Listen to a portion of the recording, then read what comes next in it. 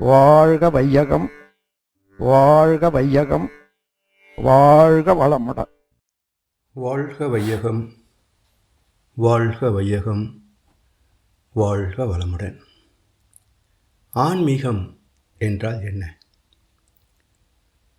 ஒரு கருத்தை தெளிவில்லாமல் எதிர்ப்பது எவ்வளவு ஆபத்தானதோ அதைவிட பல மடங்கு ஆபத்தானது ஒரு கருத்தை தெளிவில்லாமல் ஏற்றுக்கொள்வது. எப்படி என்றால், கடவுளை நம்பாமல் தெய்வ நீதியின்படி வாழாமல் கண்டபடி வாழ்ந்ததன் விளைவுதான் காலம் காலமாக மக்கள் சந்தித்து வருகின்ற அத்தனை துன்பங்கள், நோய்கள், சிக்கல்களுக்கு காரணம். தெளிவில்லாமல் கடவுளை மறுத்ததால், மனம் போனபடி வாழ்ந்ததால் வந்த ஆபத்து தானே இது. அடுத்தது, போலி மதவாதிகள், புரோகிதர்கள், பூசாரிகளை நம்பி பயனற்ற பல சடங்கு சம்பிரதாயங்களை நமக்கு நன்மை தரும் என்று நம்பி ஏற்றதால் வந்த விளைவு தனிநபர் சிக்கல்கள் மட்டுமல்ல. சாதி கலவரம், மத கலவரம், அரசியல் கலவரங்கள் போன்ற பல சமுதாய சிக்கல்களுக்கும் இதுதானே காரணம். உண்மையா இல்லையா? என்றால் இது பெரும் ஆபத்து தானே.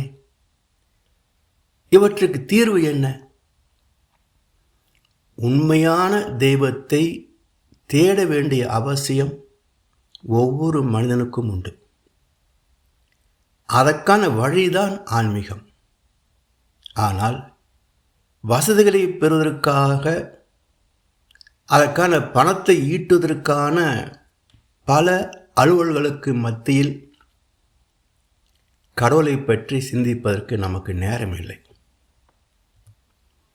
ஆத்திகனும் தெய்வத்தை உணரவில்லை, நாத்திகனும் தெய்வத்தை இல்லை என்று நிரூபிக்கவில்லை. ஜீவாத்மாவான மனிதரின் பகுத்தறிவு மனம் ஒடுங்கி அறிவாகி பரமாத்மாவான தெய்வத்தின் பேரறிவே பின்னப்பட்டு தானும் ஆனதை கண்டுகொள்வதுதான் உண்மையான ஆன்மீகம். நரன் என்ற சிற்றெல்லை நான் கடந்த போது நான் நீயாய் கூறுதல் அறம் நல்லியக்கம் அறிந்தேன். கரம் குவித்தேன் நீயே நான் இரண்டும் ஒன்றே என்று கண்டுவிட்டேன் நீ நானாய் விளங்கும் பேரறிவில் என்றார் வேதாத்ரி மகர்ஷி அவர்கள். இந்த வழிதான் ஆன்மீகம். ஆன்மீகம் என்ற சொல்லுக்கே மிக ஆழமான அற்புதமான விளக்கம் உண்டு. இந்த வார்த்தையை பிரித்தோம் என்றால் ஆ, ஆன், ஆன்மீக, ஆன்மீகம் என்று 4 நிலைகளிலே பிரிபடும். ஆ என்பது பசுவை குறிக்கக்கூடிய சொல். பசு விலங்கினம் அல்லவா? அதாவது ஆ என்ற பசுவான விலங்கினத்திலிருந்து பரிணமித்து வந்தது மனிதம். அதனால் விலங்கு குணமாகிய ஒரு ஜீவன் இன்னொரு ஜீவனை கொன்று புசிக்கின்ற பிறர் வளம் பறித்தல் என்ற விலங்கு குணத்தை மாற்றி மனிதனாக மேன்மை பெற வேண்டும். அதை முன்னிட்டுத்தான் மனிதன் என்ற சொல்லே தோன்றியது. மனம் இதன் என்ற சொல்லே மனிதன். இதம் என்பது என்ன என்றால் மனம் பெற வேண்டிய பக்குவம். எந்த ஜீவனுக்கும் எப்போதைக்கும் துன்பமே தராத எண்ணம், சொல், செயலே இதம். அவன்தான் மனிதன். இன்னும் இந்த மனித நேயத்தில் உயர்ந்து தன்னை போல பிறரையும் மதிக்கின்ற பக்குவம் மாமனிதன். இன்னும் உயர்ந்து தன்னை அறிந்து தெய்வத்தை அறிய வேண்டும். அதைத்தான் இம் என்ற ஒரு மெய்யெழுத்து குறிப்பிடுகிறது. ஆன்மீகம், அது இம் என்ற சொல் குறிப்பது தெய்வத்தை. எப்படி என்றால், உயிர் எழுத்து, மெய்யெழுத்து, உயிர்மெய் எழுத்து என்று மூவகை எழுத்துக்கள் உண்டு. வாய் திறந்து உச்சரிக்கப்படுபவை உயிரெழுத்துக்கள். உச்சரிக்க இயலாத மெய்யெழுத்துக்களை உயிரோடு இணைத்தால் உயிர் மெய் எழுத்துக்கள் ஆகும். இப்போ மெய் எழுத்தின் புள்ளியை நீக்கிவிட்டால் உயிர்மெய் தானே மிச்சமாகும். இம் என்பது மெய்யெழுத்து. இதனோடு ஆ என்ற உயிரெழுத்தை சேர்க்கின்ற போது மா என்றாகிறது. சரி, இம் என்ற எழுத்திலிருந்து மெய்யெழுத்திலிருந்து புள்ளியை நீக்கிவிட்டாலும் மா தானே. அப்போ இந்த புள்ளி எதை குறிக்கிறது? சின்ன புள்ளி பெரிய புள்ளி என்று சொல்லலாமே தவிர புள்ளிக்கு அளவும் உச்சரிப்பும் கிடையாது. புள்ளிக்கு அளவும் உச்சரிப்பும் கிடையாது என்றால் எதை குறிக்கிறது என்று சிந்திக்கின்ற போது எல்லையற்ற மௌனமாகிய சுத்தவெளி என்பது புள்ளியின் இரகசியார்த்தம். வாய் திறந்து சொல்ல முடியாத மெய்யெழுத்துக்களைப் போல் வார்த்தைகளால் விளக்க இயலாதது தெய்வம் என்பது உட்கருத்து. கண்டனவெல்லாம் மௌன உரு வெளி அதாகவே கருதி அஞ்சலி செய்வோம் என்றார் தாய்மானார். விளக்குக்கும் விளங்காத விளக்கமில்லா சத்தியமே, வெறும் கல்லாய் வீற்றிருக்கும் வினை கடந்த தத்துவமே என்றார் கண்ணதாசன். இருப்பே இயக்கமும் ஆகிய அரூபமான தெய்வமே உருவங்களானதை உணர்ந்து தெய்வ நீதியை மதித்து சமுதாய தொண்டாற்றும் சான்றோன் என சிறக்கும் வாழ்க்கைக்கான வழிமுறைதான் ஆன்மீகம். காற்று வந்தால் மரம் அசையும், காற்றை கண்டதுண்டா? வீதி எங்கும் புல் முளைக்கும், விதையை கண்டதுண்டா? கடலின் நீரை மேகம் வாங்கும், கண்கள் பார்த்ததுண்டா? உடலுக்குள்ளே உள்ளம் உண்டு, உருவம் அங்கு உண்டா என்று கேட்கிறார் கண்ணதாசன். ஆத்திகம் நாத்திகம் என்ற இரண்டையும் புறம் தள்ளிவிட்டு மனிதனாக வாழ்ந்து தெய்வமாக நிறைவு பெறக்கூடிய மார்க்கமாகிய ஆன்மீகத்தை பின்பற்ற வேண்டும். இந்த கருத்தை நம் அனுபவத்தில் ஒவ்வொருவரும் சந்திக்கின்ற ஒரு உதாரணத்தின் மூலம் நாம் புரிந்து கொள்ளலாம். இப்போ நான் இருக்கிறேன் என்று என் உடலை நானாக ஏற்பதில் எனக்கும் உலகுக்கும் எந்த முரண்பாடும் கிடையாது.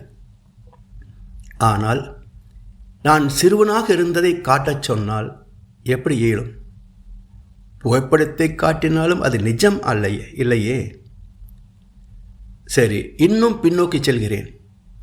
என் அன்னையின் கருவில் நான் தோன்றியதை எனது தாயும் அறியவில்லை, தந்தையும் அறியவில்லை. மருத்துவரிடத்திலே சென்ற போது அவரும் சொல்ல முடியவில்லை.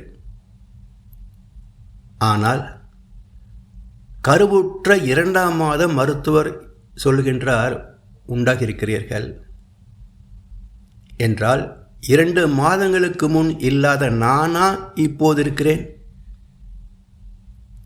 இல்லாதது வளர முடியுமா? வளர்ந்ததை உணர முடிகிறது என்றால் மூலத்தை ஏன் அறிய முடியவில்லை? அதாவது கணக்குக்கும் கருவுக்கும் மனதுக்கும் எட்டாத நான் 2 மாதம் வளர்ச்சி பெற்றவுடன் உண்டு என்று உலகம் ஏற்றது மெய்தானே. ஆனால் உலகம் ஏற்பதற்கு முன்பே நான் கருவானேன் என்பதும் மறுக்க முடியாத உண்மைதானே. இதை அருணகிரியார் சொல்கிறார், உருவாய் அருவாய் உளதாய் இளதாய் மறுவாய் மலராய் மணியாய் ஒளியாய் கருவாய் உயிராய் கதியாய் விதியாய் குருவாய் வருவாய் அருள்வாய் குகனே என்கிறார். சரி, நான் இறந்த பிறகு எனது உடலை மின்மயானத்தில் 5 நிமிடங்களில் சாம்பலாக்கி ஆறிய பிறகு ஒரு கலயத்தில் அடைத்து தருகிறார்கள். அப்போது நான் எங்கு போனேன்? நான் எங்கோ ஒரு இடத்தில் இருக்கிறேன் என்ற நம்பிக்கையில் தானே பிண்டம் வைக்கிறார்கள். வாஸ்தவத்தில் நான் என்ற ஆத்மா அழிவில்லாதது என்பதும் தத்துவமும் விஞ்ஞானமும் ஏற்றுக்கொண்ட உண்மையே அல்லவா? சரி, மனிதனாக பிறந்த நானே அரூபத்தில் இருந்துதான் உருவானேன், எனது உடலுக்கு மூலமான ஆத்மா அழிவதில்லை என்றால் இறைநிலையும் அரூபத்தில் இருந்துதானே அனைத்துமாக உருவெடுக்க முடியும். இது என்ன குழப்பம்? இப்போ ராமாயணத்தில் வாலிக்கும் சுக்ரீவனுக்கும் கடுமையான யுத்தம் நடக்கிறது. யார் வாலி என அடையாளம் காண இயலாததால் பரம்பொருள் ராமன் அம்பு எய்யவில்லை என்பதை நம்புபவர் பக்தர். சரி, பரம்பொருள் அவதாரம் ராமனுக்கு இதில் என்ன குழப்பம் வந்தது? அடிப்பவன் வாலி, அடி வாங்குபவன் சுக்கிரீவன், இது கூடவா தெரியாது என்று கேலி செய்தால் அவன் நாத்திகன். சரியா? உண்மைதானே? சரி, வான்மீகி இதை என்ன தத்துவத்தை நமக்கு இங்கே போதிக்கின்றார் என்றால், வாலி என்பது மனம், சுக்ரீவன் என்பது பகுத்தறிவு. இரண்டுக்கும் வேதம் காண்பது எளிது அல்ல. ஏனென்றால் அறிவே இயக்கத்தில் மனமாகிறது, மனமே ஒடுக்கத்தில் அறிவாகிறது. இரண்டுக்கும் ஒரே சாயல்தானே. பகுத்தறிவு ஒடுங்கினால் பேரறிவோடு லயமாகலாம்.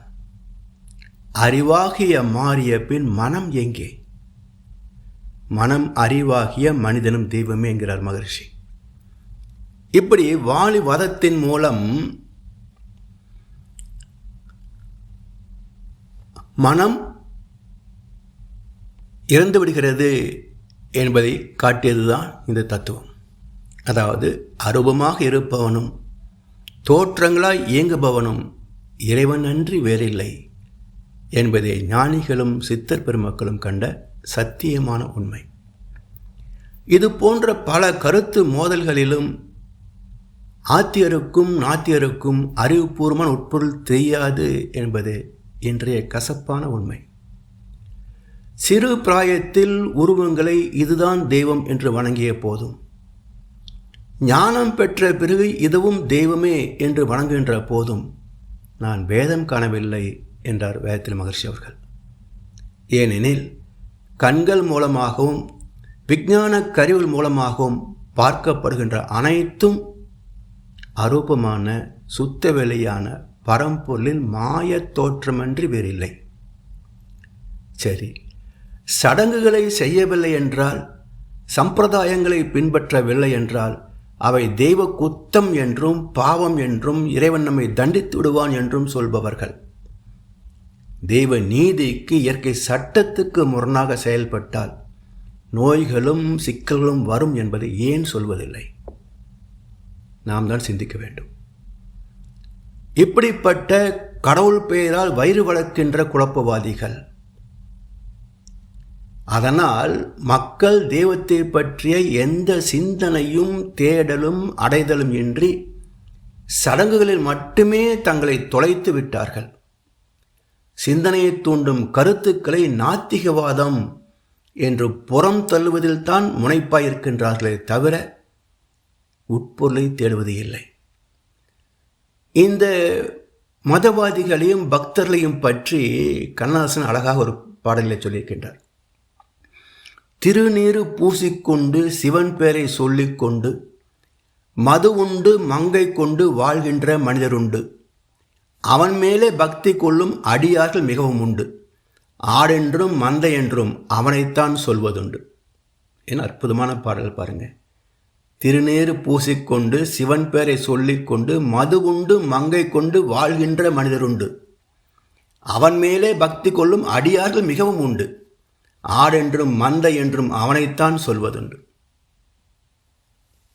எனவே மக்கள் சிந்தித்து மகான்களை பின்பற்றி தெய்வத்தன்மையை அனுபவத்தில் உணர்ந்தாலன்றி நம்மை வைத்து பிழைக்கின்ற அரசியல் மற்றும் மதம் சார்ந்த சிக்கலிலிருந்து விடுதலை பெறவே முடியாது என்பது சரித்திரம் தந்த பாடம். இதற்கு தீர்வாக வேதாத்திரி மகரிஷி அவர்கள் அளித்துள்ள பயிற்சிகளை முறையாக பயின்று தெளிவு பெற்று முறையாக வாழ்ந்து நிறைவு பெறுவோம். வாழ்க வளமுடன். வாழ்க வையகம். வாழ்க வளமுடன். ஸ்கை வேதாத்திரியம் அமுதம் சேனலுக்கு இதுவரைக்கும் சப்ஸ்கிரைப் பண்ணின அனைத்து அன்பர்களுக்கும் மிக்க நன்றி. வாழ்க வளமுடன். அனைவரும் வேதாத்திரிய தத்துவங்களை உலகறிய செய்வோம். இந்த சேனலை உங்கள் நண்பர்கள் அனைவருக்கும் ஷேர் செய்து பயன்பெறுங்கள். நன்றி. வாழ்க வளமுடன்.